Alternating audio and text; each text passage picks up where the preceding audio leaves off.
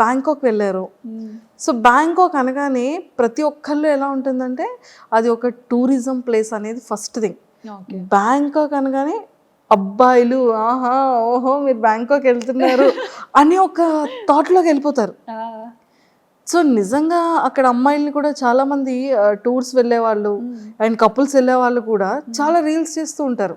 అందరు అమ్మాయిలు లైన్లో ఉంటే వాళ్ళ హస్బెండ్కి ఐస్ క్లోజ్ చేసి తీసుకెళ్ళడం, అంటే ఈ కైండ్ ఆఫ్ అవేర్నెస్ అనేది ఇటు మన ఇండియా సైడ్ ఉంటుంది. బ్యాంకాక్ అనగానే ఒక థాట్. అంటే పీపుల్ ఎందుకు అలా తీసుకుంటారంటే అక్కడ ఏదైతే చూస్తారో అది మనకి ఇక్కడ ఇండియాలో కనిపించదు. ఫస్ట్ థింగ్ ఆ నైట్ లైఫ్ అనేది ఇండియాలో మనకి చాలా తక్కువ. అంటే మేబీ ఢిల్లీ అటుపక్క మనకి ఉండొచ్చేమో, ముంబై ఢిల్లీ అటుపక్క. బట్ ఇటుపక్క మన ఆంధ్ర తెలంగాణ సైడ్ అయితే నైట్ లైఫ్ అని అలాంటిది ఏది మనకి ఇక్కడ ఉండదు. బట్ అదేంటంటే ఇక్కడ నుండి వచ్చిన పీపుల్కి అక్కడ చాలా అది డిఫరెంట్గా అనిపిస్తుంది అనమాట. సో మన కల్చర్ వేరు, వాళ్ళ కల్చర్ వేరు కాబట్టి సో వీళ్ళు ఏదైనా కొంచెం డిఫరెంట్గా ట్రై చేయాలి అని పీపుల్ చూపించాలని రకరకాలుగా ఎక్స్ప్లోర్ చేస్తుంటారు. కానీ అక్కడ నిజంగానే ఫ్యామిలీస్కి కానీ ఫీమేల్స్కి కానీ రెస్పెక్ట్ ఎలా ఉంటుందండి అక్కడ? చాలా బాగుంటుందండి. కానీ అది మీ వీడియోస్ ద్వారా తెలిసింది మాకు కూడా. మరి అంటే యాక్చువల్లీ నాకు తెలిసిన కంట్రీ, నేను ఇండియా నుండి దాటి అడుగుపెట్టిన కంట్రీ ఒక్కటే కంట్రీ, అది కూడా థాయిలాండ్. సో నాకు తెలిసిన మట్టుగా ఇప్పటి వరకు చాలా రెస్పెక్ట్ చేస్తారు. మన ఇండియన్స్ని కూడా చాలా మంచిగా రెస్పెక్ట్ చేస్తారు. ఓకే.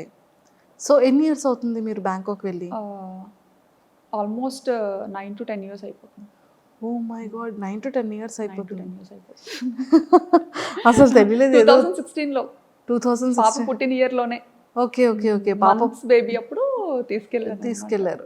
సో మీరు ఈ వ్లాగ్స్ అనేది ఎలా వచ్చింది థాట్? నాకు ఎడిటింగ్ అంటే చాలా ఇష్టం.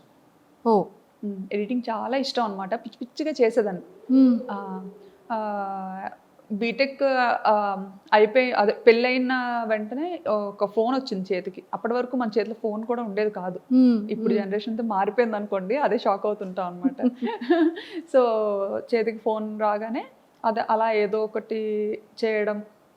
సో బేసిక్గా నాకు ఎలా అంటే నన్ను నేను స్క్రీన్స్లో చూసుకోవడం ఇష్టం. ఓకే. నన్ను నేను సో ఏదైనా మ్యూజిక్కి మన వీడియో క్లిప్ పెట్టి రకరకాలుగా ఎడిటింగ్ అనేది చేసేదాన్ని అనమాట అప్పట్లో. పెళ్లి తర్వాతే. మేము ఇక్కడ హైదరాబాద్కి వచ్చిన తర్వాత రామోజీ ఫిల్మ్ సిటీ అని ఇంకా చాలా ప్లేసెస్కి తీసుకెళ్లేవారు తిను. సో అప్పటికే మనకి ఫోన్ అనేది కొత్తగా అలవాటు. సో అందులో కెమెరా ఉంది అంటే అది ఇంకా కొత్త విషయం కదా. సో విపరీతంగా ఫొటోస్ వీడియోస్ ఫుల్గా అనమాట నిండిపోయేలా తీసేసుకునే వాళ్ళం. తీసేసుకొని అవి ఎక్కడ అప్లోడ్ చేయాలో తెలియక అదే ఎన్ని హార్డ్ డిస్క్లను పెడతాం. సో అలాగా హార్డ్ డిస్క్లో పెట్టినవి మళ్ళీ అంత ఈజీ కాదు. ఎప్పుడైనా చూసుకోవాలి అనుకుంటే మళ్ళీ తీసి చూసుకోవడం కూడా డిఫికల్ట్.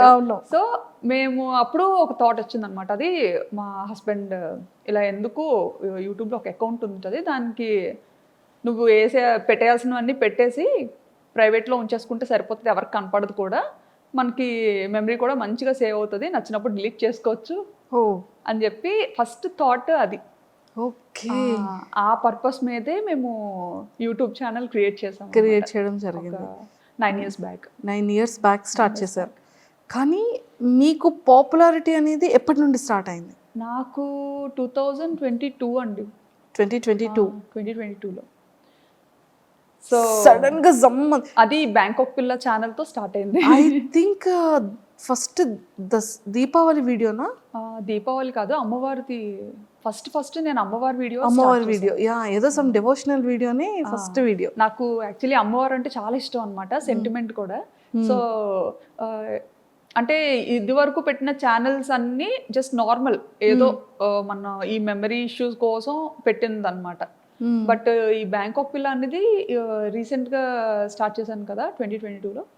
సో అదేంటంటే కొంచెం మంచిగా ఎడిటింగ్ చెయ్యాలి, కొంచెం నలుగురు చూడాలి వీడియోస్ని పబ్లిక్ చెయ్యాలి అన్న కాన్సెప్ట్తో చేశానమాట. సో అలా స్టార్ట్ చేసినప్పుడు ఖచ్చితంగా దేవుడితో స్టార్ట్ చేద్దాము డెవోషనల్గా అని చెప్పి అమ్మవారిని చూపించాను అనమాట. అక్కడ దసరా ఉత్సవాలు చాలా బాగా జరుగుతాయి. Yeah Dasara true. అదే చాలా బాగా మీది ఫస్ట్ వీడియో నేను చూసాను. అంటే స్టార్టింగ్ మీది సెకండ్ థర్డ్ వీడియో నుంచి మీరు ట్రెండింగ్ స్టార్ట్ అయింది మీది. అవును, విత్ ఇన్ ఫ్యూ వీడియోస్లోనే మీరు జనాలకి వచ్చేసారు. అసలు దీన్ని ప్రీవియస్ ఏంటేంటి వీడియోస్ చేశారు అని చూస్తే ఫస్ట్ది ఐ థింక్ దీపావళి అనుకున్నా. అసలు మీకు బ్యాంకాక్ పిల్లగానే నేను తెలుసు, కానీ అంతకు ముందు నేను స్టైలిష్ తింగర్ బుచ్చి. ఓ స్టైలిష్ టింగర్ పుచ్చి మీరేనా? నేనే. ఓ ఓకే, అది కూడా follow. Oh true true true correct. So అది కరెక్ట్గా ఈ బ్యాంకాక్ పిల్ల కన్నా ముందు స్టార్ట్ చేశాను అనమాట, స్టైలిష్ తింగర్ బుచ్చి అని. చేశాను కానీ అది చాలా కష్టపడ్డా, దానికి చాలా ఖర్చు పెట్టించా మా హస్బెండ్తో. అయ్యయ్యో చాలా ఖర్చు పెట్టించా. ఇంకా అది కూడా మా ఫ్రెండ్స్ అండ్ ఇంట్లో ఫ్యామిలీ మెంబర్స్ వాళ్ళు చెప్తేనే అది కూడా చేశారు. యుఎస్లో ఒక వదిన ఉంటారనమాట, వర్మగారు వాళ్ళ చిన్న సిస్టర్. సో ఆవిడ ఒకసారి వస్తూ రిపీట్గా చూస్తూ ఉంటారు కదా, మనం అవును పెట్టిన వీడియోస్ ఏంటంటే అన్లిస్టెడ్లో పెట్టి జస్ట్ మనకి ఇష్టమైన వాళ్ళకి షేర్ చేస్తేనే వాళ్ళే చూడగలుగుతారు, ఇంకెవరు చూడలేరు. సో అలా షేర్ చేస్తున్న టైంలో వదిన ఇండియా వచ్చినప్పుడు శ్రావణి నీకు యూట్యూబ్ రెవెన్యూ జనరేట్ అవుతుందా అన్నట్టుగా అడిగారు అనమాట. ఓకే. అడిగితే రెవెన్యూ ఏంటి అని, మామూలుగా యూట్యూబ్ అనేది యుఎస్ బేస్డ్ కంపెనీ. సో ఇలా యూజువల్గా యూట్యూబ్ అందరూ ఇలా ఇందుకే కదా చేస్తారు, నీకు జనరేట్ అవ్వట్లేదా, నువ్వు మామూలుగా అలా ట్రై చేస్తున్నావేమో అనుకున్నాను అని అన్నారు అనమాట. అంటే ఏమో ఉంది, నాకు అంత ఐడియా లేదు. ఆయన ఎందుకు ఎప్పుడు ప్రైవేట్లో ఉంచుతావు వీడియోస్, ఎవరికి కనిపించకుండా పబ్లిక్ చేయొచ్చు కదా, బాగుంటాయి, ఎందుకంటే చాలా కష్టపడి ఎడిటింగ్ చేస్తుంటావు, సో పబ్లిక్ చెయ్యు, అందరూ చూస్తారు, బాగుంటుంది నిజంగా, ఇది ఒక మంచి ప్లాట్ఫామ్ డెవలప్ అవ్వడానికి అన్నట్టుగా చెప్పారనమాట.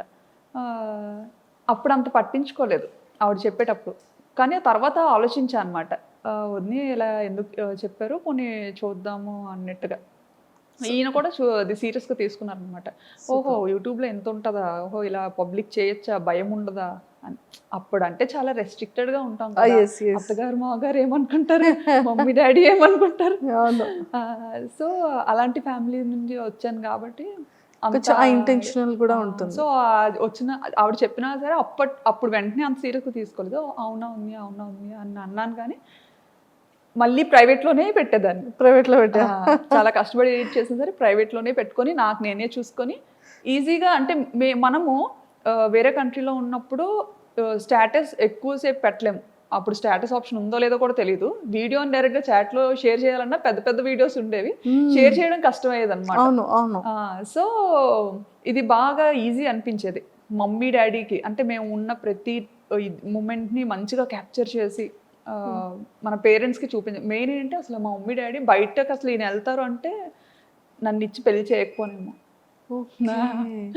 ఫస్ట్ నుంచి అనుకునేవారు అమ్మాయి ఎప్పుడు మనకి దగ్గరలోనే ఉండాలి, బయటికి అసలు ఎప్పుడు పంపొద్దు అని.